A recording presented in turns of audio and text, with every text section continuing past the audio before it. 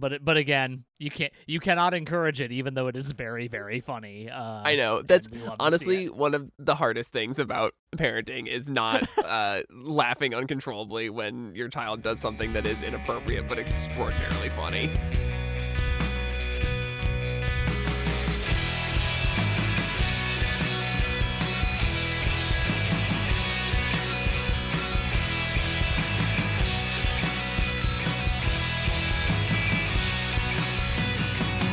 Welcome to Noise Floor, a podcast about music and our favorite artists' discographies. I'm Matt Kistler. And I'm Troy Sennett. And today we are talking about the new, still pretty brand new, as we're recording this and as you're hearing it, format record, Boycott Heaven, released on January 23rd of 2026 on the band's own The Vanity label. This was kind of a surprise, as we'll get into a little bit here. The first format record in literally 20 years came off of a tour that ultimately did not happen on multiple occasions, and also maybe went through some other trials and tribulations on its ways to getting made. But before we start talking too much about that, Troy, tell me about how hyped you were for this album. Completely through the roof, obviously. I know. It's it's one of those things that you just assume is never going to happen. The format broke up, and we got two fun records. Then they are gone, and we got Nate's solo record, and then he just disappears. Becomes a very private person and is pretty much done with the industry. And you just think, like, you're always thinking what could have been, and it didn't really seem like Fun was ever going to do anything again, and I still think that's probably the case. And it also just, until, late 2019, when the format started teasing, I was just like, there's also just no way that's going to happen. I think it's, he's at a different place in his life, probably doesn't need the money, to be honest, and doesn't seem inspired to do it, and so that's it. But those shows in 2020, which we talked about, I think, on the Aim and Ignite episode, but I did not get a ticket to. But even just the fact that there was some interest in doing it again was so exciting. And then, after those getting canceled, and here we are, 5-6 years later, and it's like, those shows did get canceled, which even Nate talks about in interviews, so maybe kind of fortuitous, because their hearts weren't really in it. Then to have this, then to come back with they were doing shows again and there's an album. It's the most exciting thing to get a new record from a band you love after this long, and to feel like they are really, really into it, and then to hear the record and have it feel like not like a nostalgia play, a true evolution of the band. What about you? Yeah, I mean, I was obviously also through the roof about this album existing. Frankly, I would have been okay with just shows in a way, but now that I know that this was even a remote possibility, obviously, fuck that. Let's get some new format. Let's go. But yeah, just kind of hearing in retrospect about kind of how the 2020 shows came together, it seemed like it was largely well, we're doing all these reissues, and it feels kind of weirdly disingenuous to hype that up and then have that be it. Which is the thing a lot of bands do. But it sounds like it kind of came out of a place of obligation. It sounds like Sam wanted to make another record back in 2020, and Nate didn't want to. Nate didn't necessarily want to play the shows either, but... Yeah, Sam said he didn't want to do shows without a record, and Nate said, I don't write music anymore. Right, exactly, yeah. And it feels like they compromised in a way that didn't make, wasn't good on either end. Yeah, so in a weird way, well, we've talked about this multiple times. This record doesn't get made if that tour happened, probably. That's just kind of how it is. Probably, yeah. Or if it does, it's at a different time and in a different state of mind. Yeah, I mean, it seems like, without diving too much into specifics, it feels like the time away kind of just naturally led to this happening, because Nate picks up the guitar, a thing that I always assumed he could do back in the day when I was not paying very much attention to the fact that Nate was saying in interviews, like, yeah, I just like hum melodies and people figure stuff out. But he picks up guitar. According to a story that he told in an interview, he learned from Buckethead originally, I guess, which is a wild thing. Yeah. It feels like a bit, but I'm also pretty sure it's not.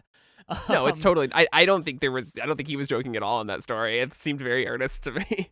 Yeah, it's especially great because he does, like, I know that you have to refer to Buckethead as Buckethead to protect Buckethead's anonymity, but also it's just very funny to hear somebody talking earnestly about their pal Buckethead. Yeah. but yeah, it sounds like this kind of like in a way like kind of reinvigorates something that like was kind of missing for a while. And I love to hear that because like from there, you know, he starts writing these songs. We'll talk about like in Holy Roller, like kind of he was like supposed to like go to a writing session with like some high profile person, and he just skipped it to like get this melody out of his head that eventually became Holy Roller. And like ultimately he brings, you know, some like kind of songs that he's been working on to Sam not, you know, knowing that this is going to like eventually become a format record. I don't think Nate necessarily knew that going in either, but I think he kind of had a feeling that that's where he wanted it to go because he wanted, you know, Sam's input specifically. He talks about how like, you know, Sam is simultaneously both ambitious and like, you know, a person who can get stuff done, where Nate is ambitious and like maybe a little absent-minded to that. But yeah, it sounds the whole like story behind this album coming together is just kind of heartwarming in a way that I, you know, kind of expected it to be, but just reading about it like really, you know, made me feel great that we were getting this album regardless of how it turned out. And I'm going to just say up top, I think it turned out pretty fucking good. I agree. It's not the album I expected the format to make. And in general, I think that's a great thing. Like, it is much more of a rock record than any format record before. Like, the format has always been a very pop-leaning band, and obviously Fun was a very, very pop band. And this is, I'd hesitate to call it grunge, but there's some grunge influence on it. And Nate talks about it in interviews of like, I just like listening to music with heavy guitars, like, you know, old alternative, like 90s alternative rock. I like to turn up the distortion. And he talks about like learning Built to Spill songs and stuff like that. And I feel like I hear a lot of Stone Temple Pilots in the riffs on this record too. And it's just cool to like everything about this band now. I think that there is just a real sense of just like unapologetic, purely an expression of who Nate and Sam are at this point in time, and there's no like sheen on it really. It's very raw, like I think emotionally and musically, in a way that sort of dovetails nicely, and it just kind of makes sense. Like that's sort of how the format has always been. They were always a band that did the thing that they wanted to do regardless of how successful it was going to be, and I think I hear that in this record too, and it just is coming at a time when there's, you know, the people want the format back, and I think, and not in like a we want to relive our 20s way, just in a way of like we've missed their contributions to music for so long, and it's and they're not coming back to. I mean, they are playing the hits, but they're not coming back to play the hits. They're coming, which is what the original reunion shows would have felt like. They're coming back to bring something new to the table for themselves as musicians, and I think that's awesome. Yeah, it really is. And yeah, I don't think I knew what I wanted a format album to sound like in 2026, but ultimately like what I wanted was exactly that. Is I want what these guys want to do because I trust their judgment. Right. I want Nate's voice and lyrics, and I want Sam playing guitar, and that's what this record is. It's just that they're going in a heavier direction, and like, you know, to talk about the production of the record a little bit, you know, you want to make a rock record, you might as well get like kind of the premier rock producer of the last 30 years with Brendan O'Brien, who's producing this, who's like worked with Pearl Jam and Rage Against the Machine and Springsteen. He's kind of Springsteen's go-to guy for quite a few years now. He produced, as we've talked about on this podcast before, Conventional Weapons by My Chemical Romance. He's worked with the Killers. He's really like a very high profile you don't go to him if you don't think you have a great record and you think it's going to sell really well. And I think they probably think both of those things.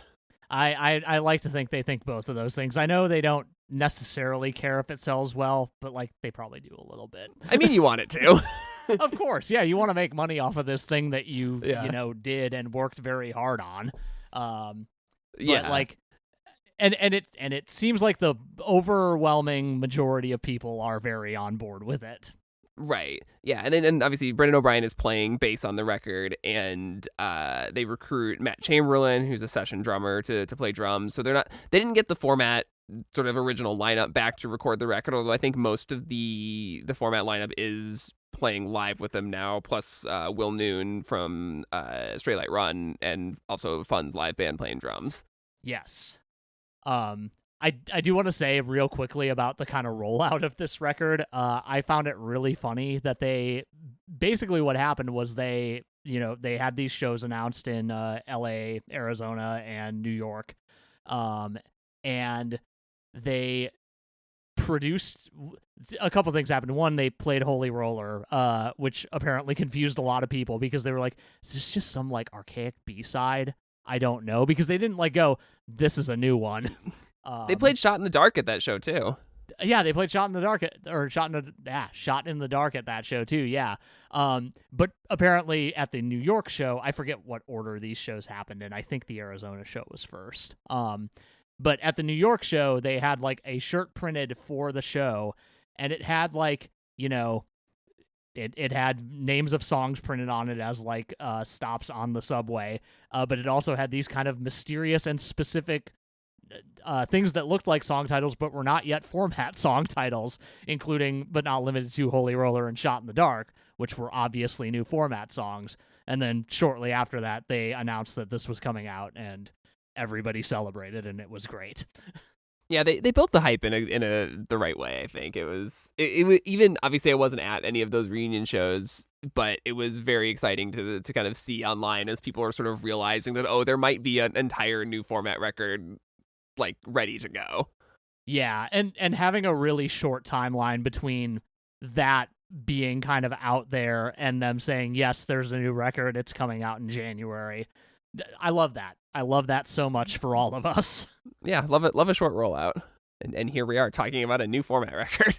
I don't know if I've said this on mic, but when I went to one of the listening parties for this record, which was like I think a week plus before the actual record dropped. I was like standing in this record store with like 5 other people or something like that, which was absurd. It was kind of snowy here in Chicago, so like I understand if people didn't want to be out. Also, there was a Bears game, so that might have taken some people's attention away. They did lose that game also. Whoops.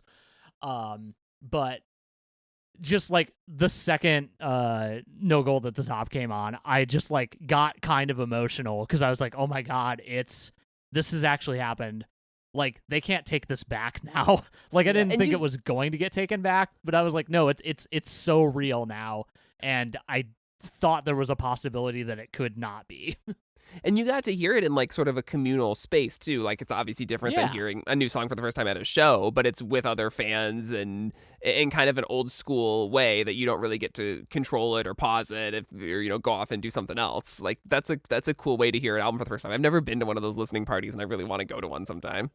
Yeah, I would love to go to another one at some point. Yeah, I'm a little surprised at how ill attended this one was, but again, it was the night of the Bears playoff game against the Rams, so like I get it, I guess.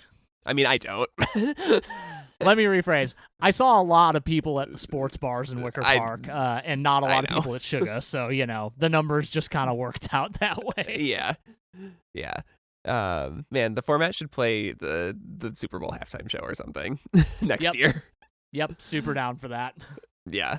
All right, should we talk about the songs? Let's talk about these songs. All right, this starts off with No Gold at the Top, which is a sort of subdued intro to the album, kind of fuzzy and spacey, with Nate's vocals very heavily affected and double and triple tracked, and then it just explodes into this crunchy, soaring, outro that just sets up the album in a really exciting way. Yeah, I mean, Nate historically has kind of mastered the art of the intro track. The format has always done this well. Fun did it very well. Debatable whether or not it worked very well on Grand Romantic, but I think it more or less did. But like, yeah, this is like this builds in a really cool way. I do like kind of how this one ebbs and flows, like, but also like really dramatically changes the dynamics over its course. I think it's a killer opener. Yeah, and it is one of those, we've talked about like really clearly on the Fun records, but and especially on this too, I think this works as a where have I been since the last time you heard from me sort of song. Because I think this song is pretty clearly about his time sort of at the top of the music industry and how that affected him sort of physically and psychologically. And just coming away from being in one of the biggest bands in the world for a couple years, feeling like it's, there's only vultures waiting for you to die. Which is just a pretty, just in line with everything that he always talks about, his, kind of disillusionment and frustration with how the industry was working and, before, during, and after his time in Fun. And I think that's just a real succinct summary of it. Yeah, and then ending the song on, following that, just continually having another bad night, which I'm sure is a thing that happened a lot. Like it is a really great place setter for like, all right, it's been a while, guys. Let's fill you in on what's been happening, and then let's continue the album. Yeah, and it's just so great to go from that into the unbelievable first single from this record, Holy Roller. Oh my God. This is like, I really, really try not to overplay a lead single for a record. This is probably, outside of maybe like, well, okay, Wonder Years songs, I always like, when Wonder Years do a single, I'll always listen to those, but the only single I can think that I've listened to as much as Holy Roller was Lookers by the Menzingers, which is like one of my all-time favorite songs.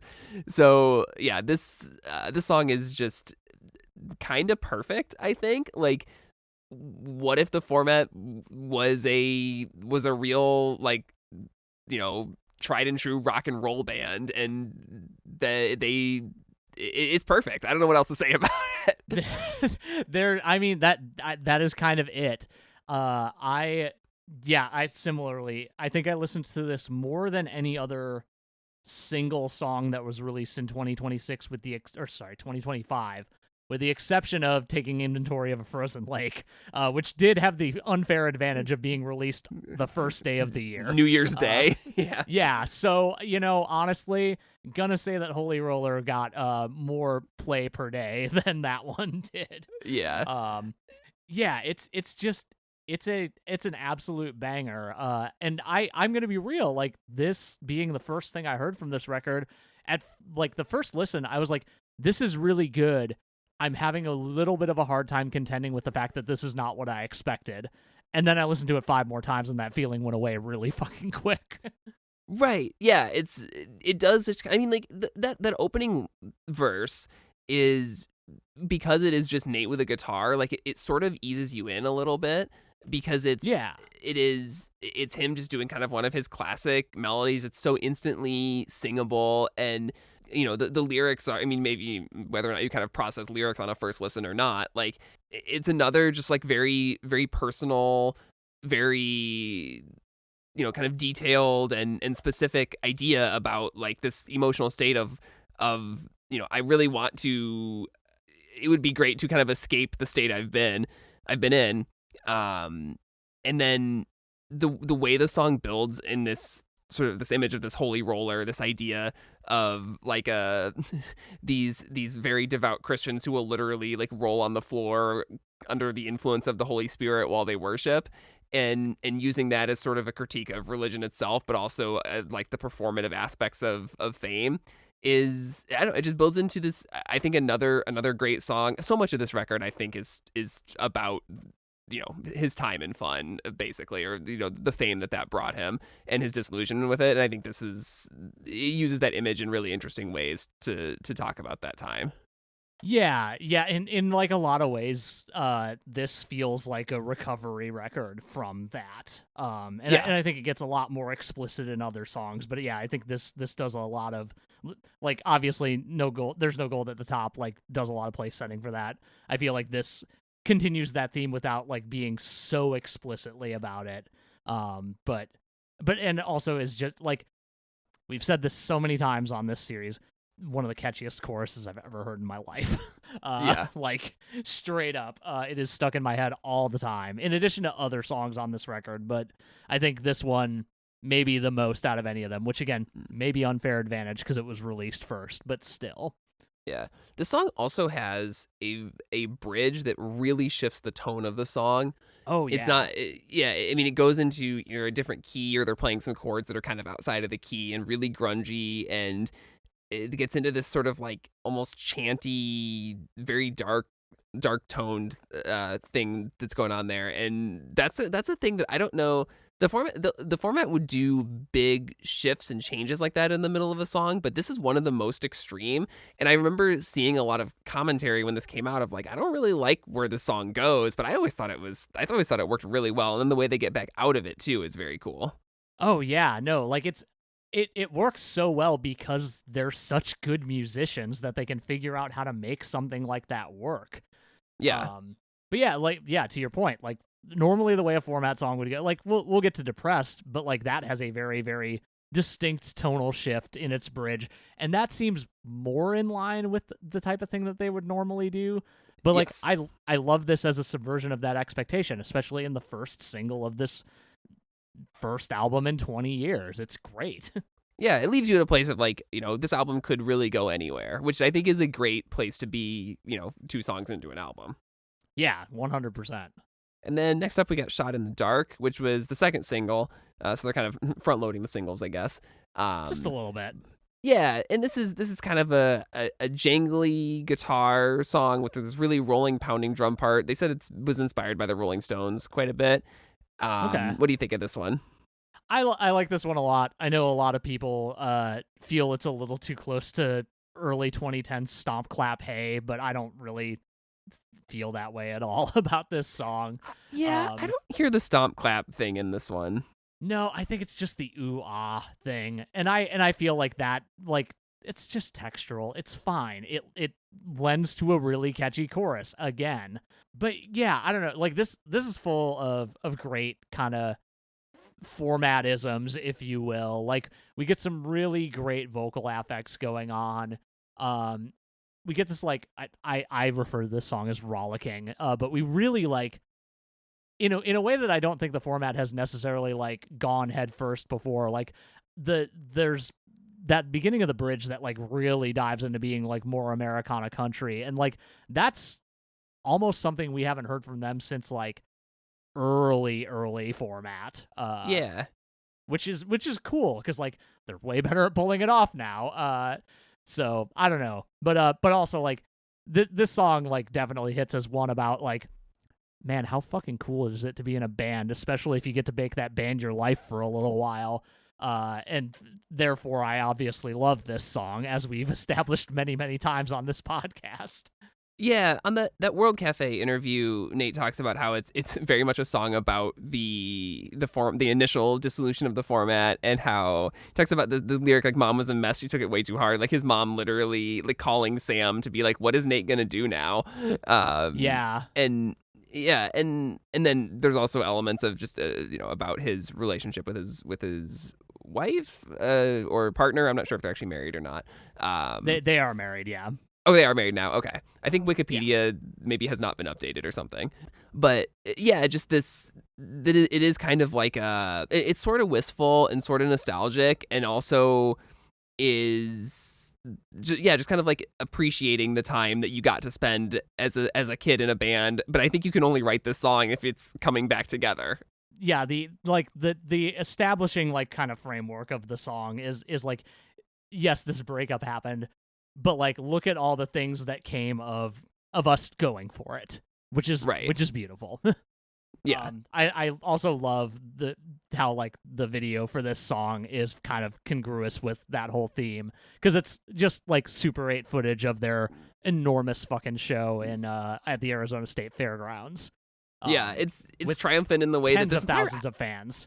This entire album feels that way. It's just like, Yeah, man, they did it. they did it. Yeah. And now they're back. Yeah. Next up is Forever, which is the first sort of slower song on the album, although it gets pretty big later on. This is a song, I think the song is very good. I think this is where I started to really notice how much processing, and I don't mean like tuning, but just like lots of layers, lots of kind of saturation and reverb, and just very heavily affected Nate's voice sounds throughout this entire record. And like I said, I don't think it's like tuning. I don't think he's trying to hide anything. I think it's an aesthetic choice, but it's an interesting one that is, I think, really apparent on this song. Yeah, I think that's true. And I think part of that is because this is like maybe one of the most 80s ass songs on this record, and that might just be kind of trying to push into that aesthetic a little bit, like the more blown out like production of like your Queens and whatnot. Which, a noted influence on Nate, obviously, at this point. Right. I like this one quite a bit, but I totally understand where you're coming from, because like that is a foundational thing in this song, is just all of the like how much we are centering this around the vocals, because everything else is like a little sparse for a good chunk of the song. Yeah, and it's sort of a way to do something that is like to use the studio and use sort of production as an element of the song without having to do like a real like maximalist thing the way that they were doing on Dog Problems with all the orchestration and arrangements and stuff.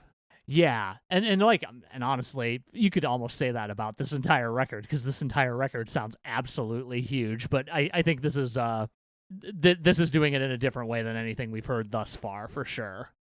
Yeah.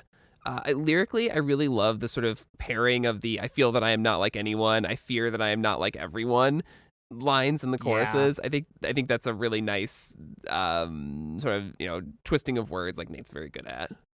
Yeah, I think that's definitely a huge function of his songwriting that he pulls off incredibly well here. Yeah. Should we jump into Depressed? Let's jump into Depressed. This seems like the next song that they're going to push for this. They just, as if we were recording this just a couple days ago, played this on Kimmel, and it sounded really good. It did. Yeah. They said that this is one of the first songs they worked on actually together for the album. And this is, I mean, I think this song rocks. It's a really sort of grungy and heavy when it wants to be, but it is just full of hooks and full of really interesting little moments. The most obvious one being that bridge that goes into what is like little like bossa nova or like almost like a hold music kind of thing. Yeah, it hold music is how I would describe it for sure. Yeah, and I think this is a real highlight of the album for me. Yeah, that I remember, like, I think I heard an acoustic rendition of the chorus at one point. And I was like, I don't know how I feel about a song that the lyrics of the chorus are just, sometimes I get a little bit depressed, but man, was I wrong. Yeah, there's so much good stuff going on here. Sorry, I didn't mean to interrupt you there. Oh, no, it's fine. I was going to say that the chorus on paper is one of those things, like, I don't usually like a chorus that's just repeating the same line over and over again, but this one works for me because I feel like it is using the idea of the sort of stasis that depression can sort of put on your life to be like, well, sometimes I get a little depressed, sometimes I get, and then he doesn't even like finish the sentence the next time. I think that it's used artistically in a way that kind of makes it work for me. For sure, yeah. This is a thing where like the verses and the chorus are so paired to one another, like, and that's not something that we always get with Nate as a songwriter. But every verse is like, we're gonna explore the things depression does to you in various parts of my life in both big and small ways. And I think that like that culminating in that chorus really, really works, especially because of all the vocal gymnastics that are happening in the chorus. And honestly, in that first verse, because he's like hitting that ascending melody at like maybe not the top of his range, but like very up in his range in a way that I really appreciate. Yeah. Another song that I think kind of references the disillusionment with the music industry without being so specifically about it in the way that something like There's No Gold at the Top is. Yeah, definitely. Like, I think the most like specific line we get related to that is the shedding fabric, holding open doors open for demons just to make it to the stage. Yeah. Which, very much about like his struggles with getting up on stage every night after putting himself in a place where he can emotionally feel like he can do that. Right. But yeah, that's a great song. Since they played it on Kimmel, I'm really hoping that that's what they push as a single and that it really catches on, because I kind of think it could. It's absolutely, it's a great one. I don't doubt that it would be a hit. I mean, it's already a hit in my heart. So next up is No You Don't, which I know because you heard the album before I did at the listening party. You were immediately like, this is the one. And I don't disagree with you. I don't know if that's my favorite song on the album, but it is a fascinating song. It's that's something that I'm struggling with a little bit in terms of like this song is very different from any other song on the album. It is one of the only like heartbreak songs, at least like from a romantic perspective on the record. And like, again, well-trod territory for this band and any other project that Nate has been in. But I don't know, like, I think sonically is where this song gets me, because it's just like, I was about to say it's such a rocker, but like in a weird way it's not. Like, it's way more subdued than like Depressed is. But it's just so huge. There's some really great like kind of supplemental parts that Sam is playing that I really love. The kind of like more melodic guitar parts that aren't necessarily like solos. But just like some of the vocals on this song too, just like the way that he sings Walk Away is like one of my favorite things on this record, like full stop. Yeah, he is going for it in this chorus. It's an enormous chorus. It's really great. But I like what you mentioned about Sam's guitar kind of accents on this song.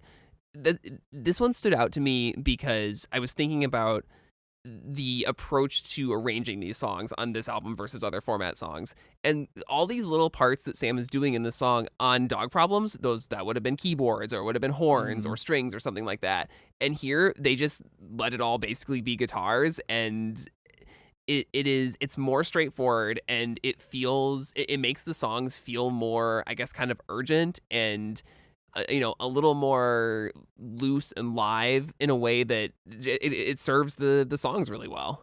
Yeah. Like the resulting thing here is just like, I think I've used the word huge a few too many times on this episode already, but it really is like this is a really great mid-album song, because like this feels like an apex in terms of a certain type of energy, and I really think that it's well placed here, especially before the song that comes after it. But yeah, I don't know, like I can see why one would struggle to have this be like your favorite song on this album, because it's definitely not representative of what this album sounds like. That said, sounds a lot like the Pixies at the beginning, which I feel like is a very intentional thing given their choices they've made elsewhere on this album and their producer choice.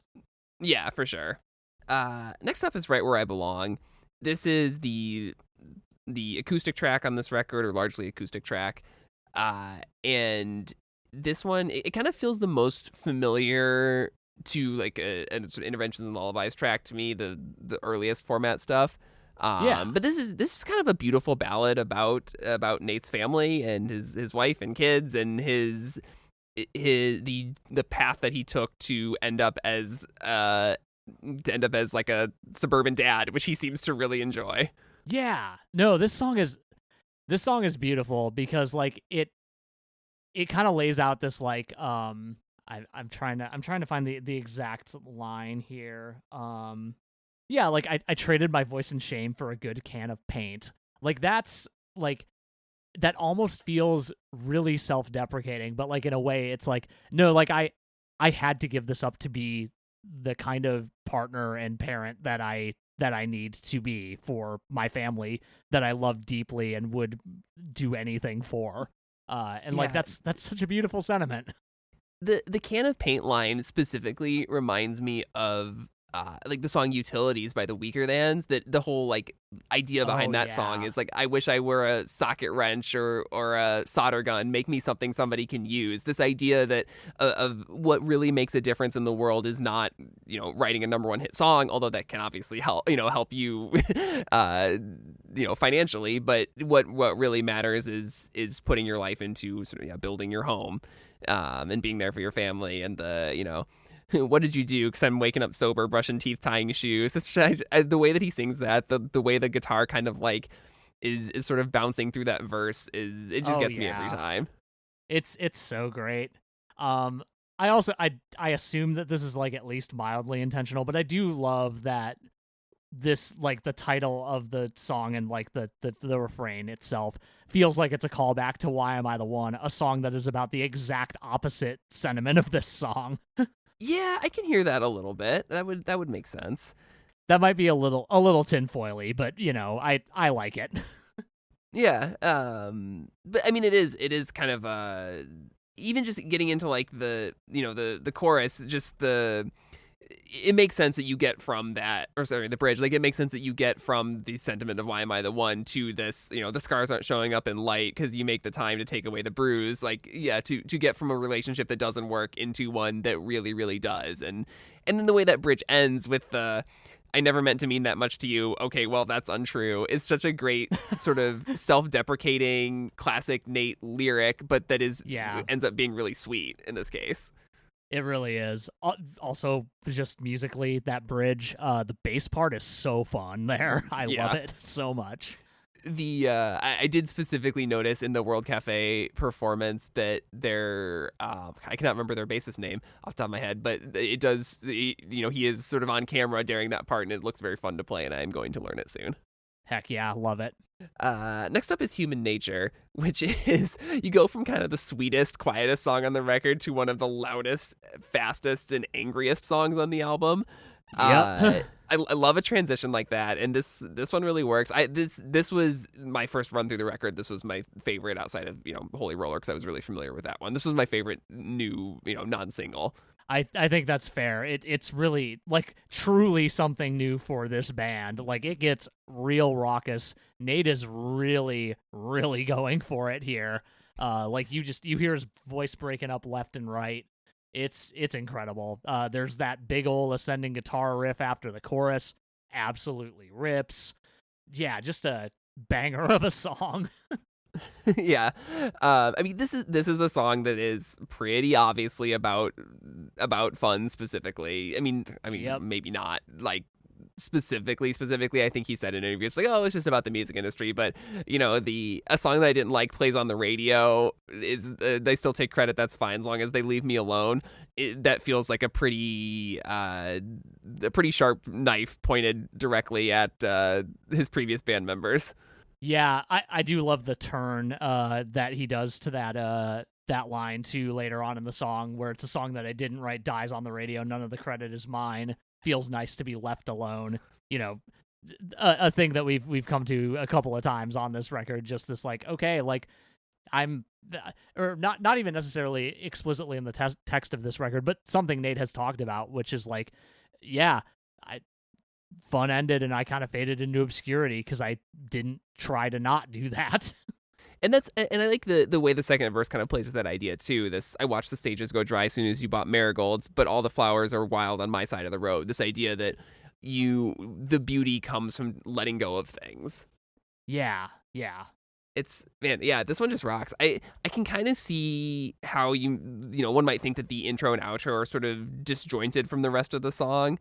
But I think that melody is so good, and it really like sets you up for it puts you in a place where you're ready to have your face shredded off for 2 minutes, and then like eases you out of it again in a way that kind of works.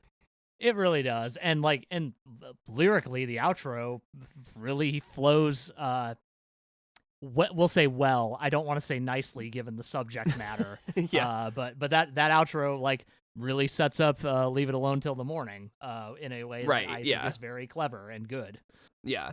And we can get into that song next. So this is Leave It Alone Till Morning is kind of another stylistic turn for the record. They're using a drum machine on this, a pretty minimal Yeah. beat with some guitar riffs that like feel bigger, I think, because they get to live in this in a more over a more minimal drum part. This is the Yeah. most political song on the record. I guess there's not even a there's not an understatement there. It just is the most. Nate's a very politically conscious person, I think. It seems like nowadays, and the song is very much about it's about the situation in Gaza. It's about Trump or someone in the Trump administration, I assume. What do you make of this, of the second verse especially of this song? So that's something I'm not sure of. I think you could kind of read it a little bit like generically insofar that like we're comparing the lives of I'll say your average American child who is housed and like is food secure, et cetera, Right.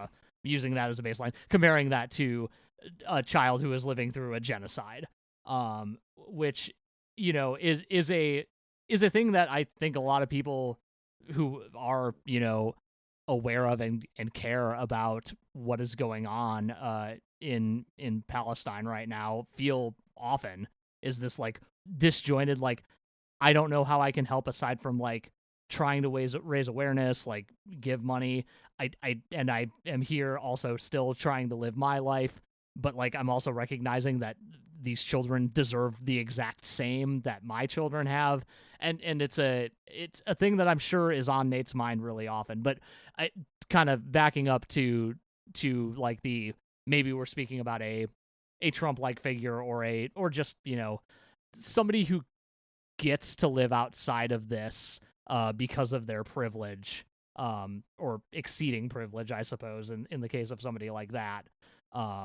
Like, yeah, I think that's kind of maybe what this is going for, is like you get to live this life while these other children who have done literally nothing wrong are quite literally dying, and then the elaboration there is dying to go home. Like that line could end at dying because it's also true, but Right. yeah, I don't know. Like I love how blunt this song is. And I really think that I like that it's included on this record, even though like thematically in a way it doesn't tie super much to any of the other songs. Like I like that it's here, and I do like that we get kind of another sonic departure on this song too. Yeah, I'd argue that thematically it actually works pretty well, and just if you think of the album as a unfiltered portrait of where Nate is now as a person. Yeah, which is kind of, kind of how all of his records are, and I feel like kind of how most True. records should be. But Yeah. I think it does fit in that way. I'm sort of hung up on the specificity of this. If it was now that I met you, I don't see how we'd make it past being introduced and the sort of backing vocal in the second verse, which just makes me think this is like about a specific person. Like I wondered if one of Trump's kids or something, or their families are like big Fun fans, and they ran into they had a chance to meet at some point in the past, and he's reflecting on that. Is kind of how I took this. I'm way speculating on that, but it was the kind of the way that I could make all those lyrics line up to me. I gotcha. Yeah, I had not really thought about it that way, but I can totally see that. Yeah, it just seems like a very specific story to put in the middle of the song. Well, and especially like with the chorus line of "I am not your father because I know my right from wrong," like that is clearly like not talking to his kids for right. Many It's about reasons. someone. Yeah. Yeah. Exactly. But yeah, no, and you're totally right on that.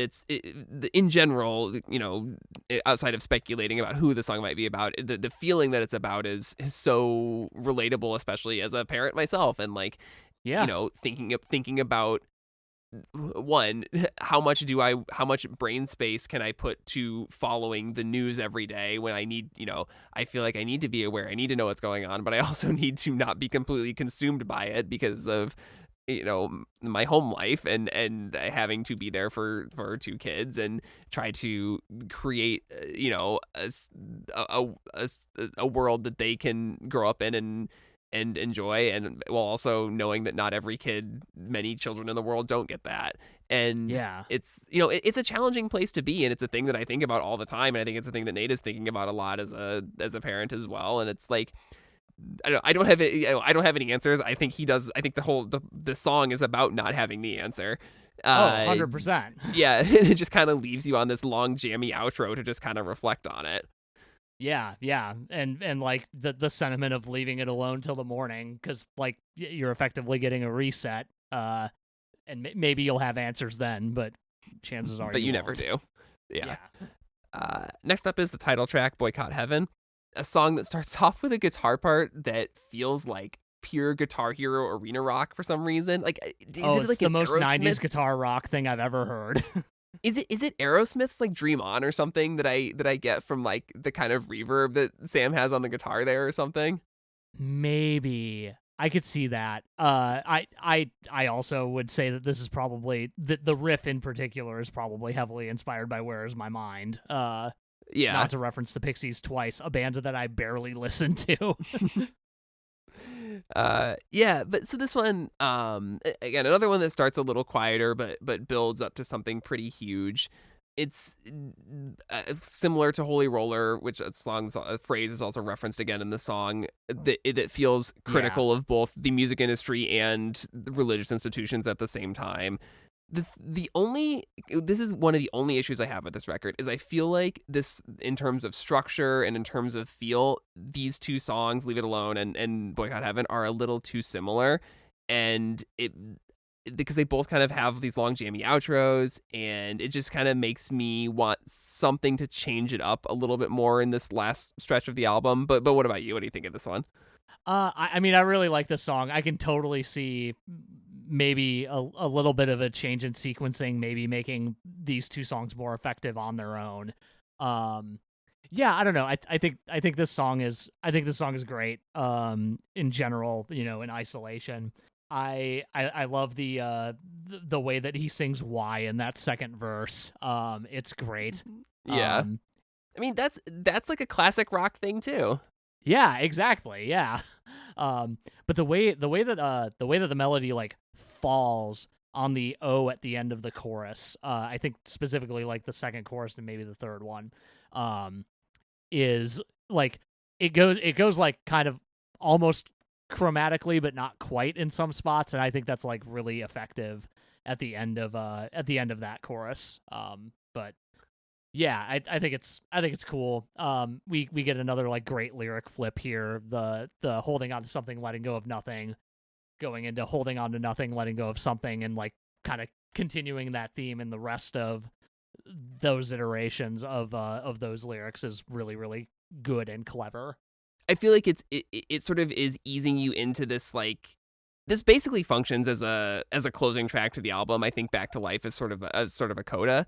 And I think that the way that this outro kind of builds and then lets go is this, it sort of is like, I mean, it literally ends on the phrase let it go, repeated over and over again. So I feel like it is sort of about this idea of, you know, these are the sort of targets of the song. These are important things to think about, but in some ways, to live your life, you have to kind of let go of some of the anger and the rage that you have. Yeah, I definitely agree. Because, like, in a way, like, the song almost could end on that last chorus, and it would have been fine. But I think that tag does, like, lend a lot to the song at the end there. Yeah. I don't know if anything I said made sense there, but... No, I think I get what you're saying. Okay. There's a lot going on in this song, and some of it we gotta let go. Yeah. And then you get to "Back to Life," the closing track, the song with the absolute funniest origin of any song on this album, which is I'm still baffled by this. It's crazy. But that Nate and Young Thug are friends. I think they've worked together before. And when Young Thug got out of prison, Nate wrote the song for him and then played the demo for Brendan O'Brien, who told him that he was not allowed to give the song away. Yep. And then, you know, Nate then realizing that the lyrics which he wrote again for a friend getting out of prison also kind of applied to his own journey back to wanting to do stuff with the format again and maybe, you know, make a go at music again. Yeah, I'm glad that we have this very wild story available to us. But man, I like if you handed me this song and didn't tell me it was originally written for Young Thug, I would never ever have arrived at that conclusion, or the conclusion that this was written about anybody but Nate at all. Yeah, because like this feels so much like here we are at the end of the album. I was gone, but now I feel the fire again. Like I'm back. Like and I want to be back. Which is like a really good energy to close the album with, even, given that it does feel like a coda. right. But well, I guess it feels like a coda, and it also feels like the little teaser at the end of a movie that's like, oh, and there's more to come, which is what's so exciting about Right. the song to me, is that it's if among other things, but really like this especially, I was just like, I kind of wonder, like, I think they're just gonna be a full time, but like they're gonna be an active band again, and that's really exciting to me. Yeah, well, I mean, I was gonna save this for the end, but in one of the interviews, he straight up says like, we finished, we started making this album a year ago, and I want to get back in the studio with Sam and Brendan as soon as possible. Oh, sick! I don't think I saw that. Really, I forget where I read that because I just put it at the end of my notes and did not attribute it to anything. But I'll dig up where I found it because it was one of the most encouraging things I've ever read in my life. Awesome. A couple things I really like about this song, that it feels like a classic rock piano ballad, with like the way that the piano interplays with all the little guitar riffs is something that I don't know that the format has really done before, but I genuinely loved it. And then I also just think I swear to God, it's always something with this guy line is so good. It's again, Yep. one of those little like self-deprecating quips that Nate is very good at. Yeah, it's great, and that's following on, again, like some very specifically like Nate lyrics, like what once was buried in the back has started rumbling, now it's burning down the desert, lighting up the sky. Like, yeah, of course we're gonna talk about the desert. It's a Nate song. Yeah. Also, sick guitar solo on this song. I love really it good. so much. Yeah. Yeah, I just think it's a fitting conclusion for the record. Even I like I said, I do think that the last 3 songs on this record are not to say that the album peters out, but it's the album is basically like perfect to me up through Human Nature, and then these last 3 are like just a little bit. Maybe I just they haven't connected with me fully yet, but I find this song, like I said, like a really exciting closer for what it implies, even if it's not like as great as some of the early stuff on the album.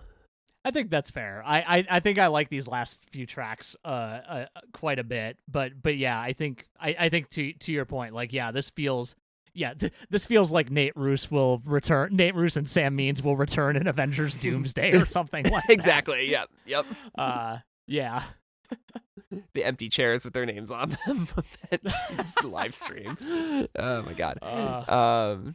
Yeah, that's Boycott Heaven. It's it is a really great record, even despite it really is me being a little down on the last 3 songs. But man, and I am just so glad to have it, and so glad that it is as good as it is. Did you listen to the B-side that they played live a couple times? The Bar Is Set So Low. Yes, I did. I watched a couple of performances of it, and it's shocking no one, I love it. It is also a very explicitly political song too, which is great. Yeah, I mean, I can see the case for not putting this on the record when you've also got Leave It Alone Till Morning on there, or I think they've only played it acoustic, so we don't know really what the full arrangement will sound like. I hope that this song is released at some point pretty soon. I'm sure it will be. Yeah, like it has a feel, like it has the feel of a battle hymn, which is wild. I know it's based on a specific like public domain thing. I just can't place what it is and the reason I know this is because my elementary school's fight song was based on the same song. Oh, interesting. Which is a wild thing that it took me a very long time to remember. But yeah, I think the song rips, and I would love to hear a full band arrangement. I think you mentioned in the notes that there is a version of this somewhere that is recorded, right? Yes. Or is that okay? In the Reddit AMA, Sam said that this and others that were cut from the album will probably be released in the future. Amazing. I can't wait. Yeah. I'm curious how much they recorded for this. I'm sure I hope there's, 3, 4, 5 more songs to hear from these sessions. Yeah, I would imagine they've got maybe not a full treasure trove, but at least an EP's worth of songs. Yeah. A deluxe edition or something like that. Yeah. Yeah. So I don't know. I mean, I think the future of the format right now is we hope that there's a lot more of it. I know they've got quite a bit of touring planned for this record. We are seeing them in April. Very exciting, except for the fact that it's on the same day as the Wonder Years in Chicago. So that's the only bad thing about this show. Booking agents in the future, please consult me before you book any shows of bands that I love. What were you thinking? What were you thinking, people? Come on. Make sure I clear my calendar. No, it's gonna be really great. I'm excited to see them at the Salt Shed, the best venue in Chicago, or one of the best venues in Chicago at least. It's gonna be so good. The best venue that can hold a format this popular. Right, yeah, and that's the thing. Like, I think we talked about this with Jeff Mills on the Amen Ignite episode a bit, but just to know that they're coming back and playing bigger rooms than they were, not like they plateaued or that they're playing the 300 cap room because that's all they can get. Like, this is a band that is you can almost you can really hope that they're going to be on top of the world again. Yeah, well, I mean, I remember when the 2020 tour was going to happen, the dates in Chicago were at the Lincoln Hall, which is absurdly small for this band. Well, I think they were intentionally playing those at small places, but the demand obviously far outstripped even 3 nights at a 500 cap room or however big Lincoln Hall is. Yeah, it's something like that.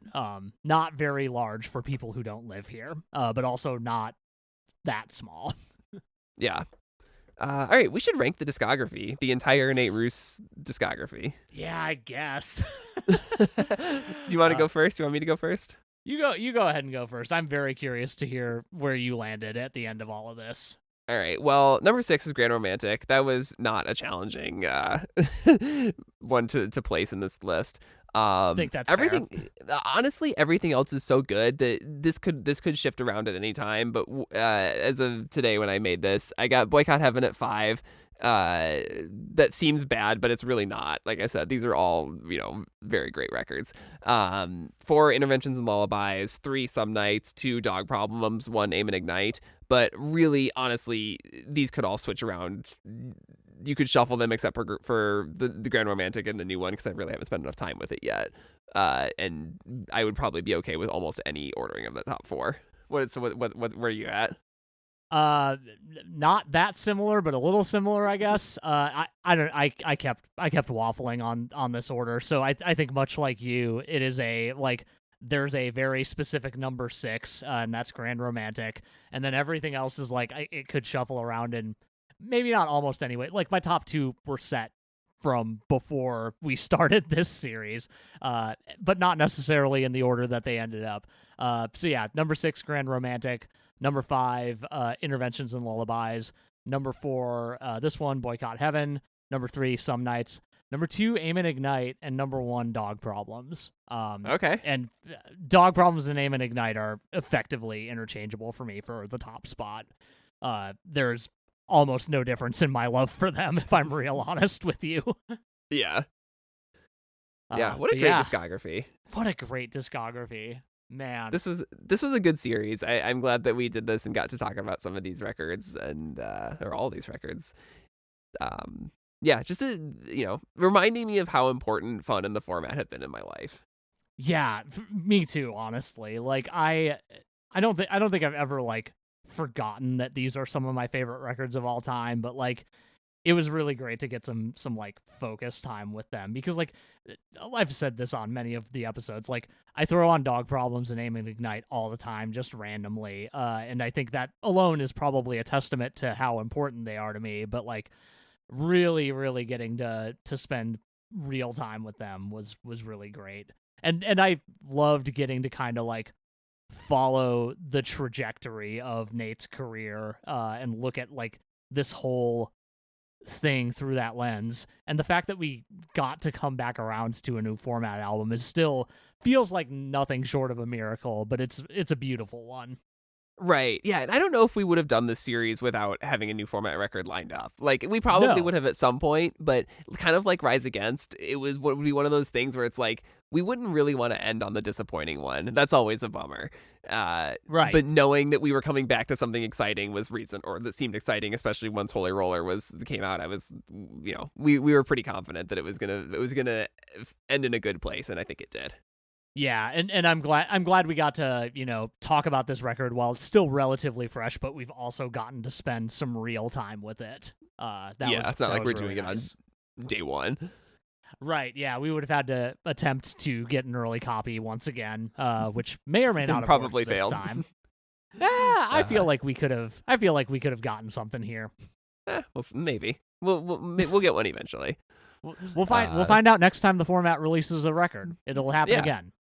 I'm calling it now. All right. Let's see. Time for some random recommendations. What do you got for this week? This week, I am going to bring an EP that's not out as we're talking about this, even though I have a copy of it in my possession because I'm cool. No, I was invited out to a show actually this last Saturday by one of our listeners, Michelangelo, from the band It Happened One Night, also in many, many other Detroit bands that you may recognize, has worked with The Armed, has worked with Mount Oriander, has worked with Empire. All around cool guy. Told me he had a new band with a new EP coming out. I listened to it on SoundCloud, thought it ripped. Went and saw them on Saturday at Lowdown here in Chicago, a very cool DIY venue here. And they were just excellent, and this EP absolutely rips. The Armed Discord affectionately refers to this band as the only good screamo band. As of this recording, if you look on Bandcamp and probably the major streamers for It Happened One Night's the first 5 songs, you're going to be met with a set of 5 absolute rippers, and I highly recommend that you listen to them. I am excited to listen to that. I wish I could have gone to that show too. Next time. The clips I saw looked very good. It'll be great. That's mine. What do you got, Troy? I am going to recommend Bruce Springsteen's new single, Streets of Minneapolis. This is a song that Springsteen wrote, recorded, and released within a few days after the shooting of Alex Preddy in Minneapolis. And was it last weekend? Jesus Christ, the time is broken. And this song is basically just a straightforward, a real straightforward kind of old school protest song talking about what has happened over the last months, years, really, and is, you might say that it's heavy-handed, but I think it's really important that a huge artist like Springsteen is getting a song like this out immediately in the aftermath of a really important event in the world, and is out there saying something about it. And I don't know. So I will recommend the song. I will recommend especially also finding an organization you can donate time or money to that's helping out to, help communities fight back against ICE and against everything the Trump administration is doing, because fuck them. Yeah, we will we'll post some links. I think standwithmn.org is up and running. I'd have to double check the URL on that one, but there's also there's many places to donate, and there are a handful of websites that are collecting the places that need your help the most right now. So we'll make sure to get those resources out to y'all. Yeah. Lots, as always, learn what's going on and do as much as you can to help people. The community is the most important thing. Yeah, 100%. Do we want to talk about what we're doing next? Yeah, we do want to talk about what we're doing next. Weird to go from that to talking about our fucking podcast more, but that's how it goes. We have to. We're obligated to. We are. We are doing something that is both related to and very different from what we've done over the past few weeks. We are going to do a series on Janelle Monáe. and who, of course, I think we both first encountered when she guested on a Fun Song. Her discography, she's got, what, 6 albums? 6 albums? One of which is like not available anywhere in the world, but I was unaware of it until you started putting this series together. I'm not gonna lie. It's on archive.org.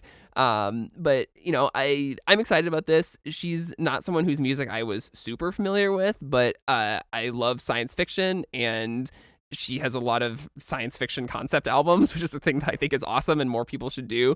So I'm looking forward to this one. I think it'll be a fun change of pace for us, both genre wise and just in terms of the lyrics and the type of things we usually cover. I'm very excited about it. Yeah, Janelle is an artist that I've been into for a very long time, but have not done a true deep dive on. So I'm very excited to get into this discography. Cool. Yeah, it's gonna be fun. Jesus, I should. That's another for the fun, last time. The last time I can be frustrated with myself for saying that sentence. All right, but we'll be back next week talking about Janelle Monáe's hard to find but does exist debut album, The Audition, as well as I think we should kind of actually give Metropolis the Chase Suite her first EP, like kind of co-star billing in that episode. I think that's fair. Yeah, because that's kind of where the real story starts. Yeah. But we'll be back next week talking about those. In the meantime, you can find us on the internet at noisefloorpodcast.com, follow us on Instagram at noisefloorpod, and send us email at noisefloorpodcast@gmail.com. We will see you next week. See you next week.